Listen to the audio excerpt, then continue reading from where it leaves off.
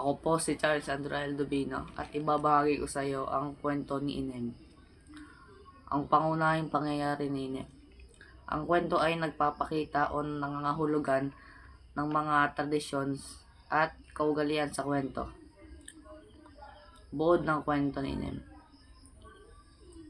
Ang kwento ay umikot sa bahay ni Inem at ng kanyang pamilya.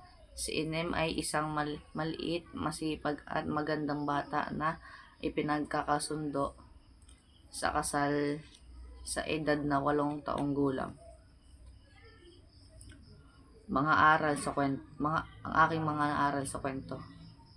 Aking mga naaral sa kwento kay Inem ay wag muna maniniwala sa taong hindi kilala ng kaugalian,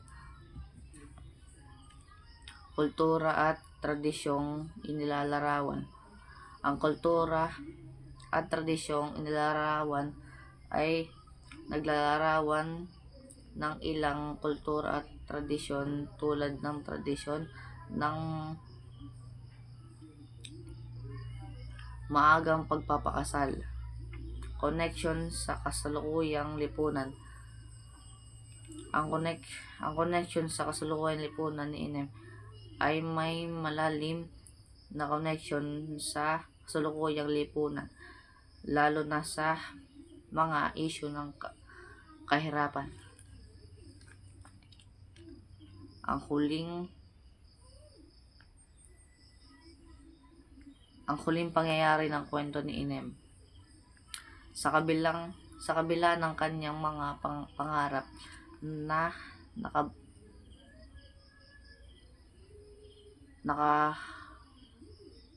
nakaahon sa hirap at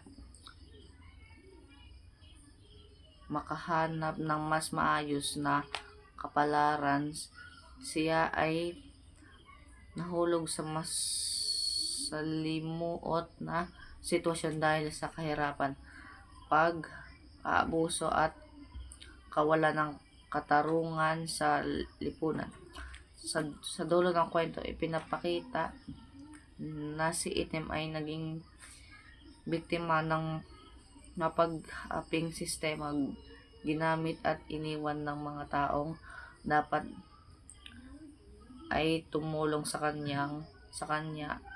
Ang kanyang buhay ay nagtapos sa kawalan at kasawian na nagsilbing malupit na refleksyon ng kalagayan ng maraming kababaihan at mahihirap sa lipunan.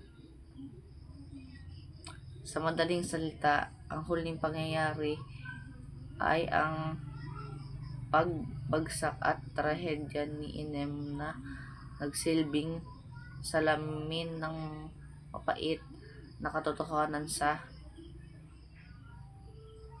lipunan kung saan ang mahihirap ay madalas na naaapi at nakakalimutan.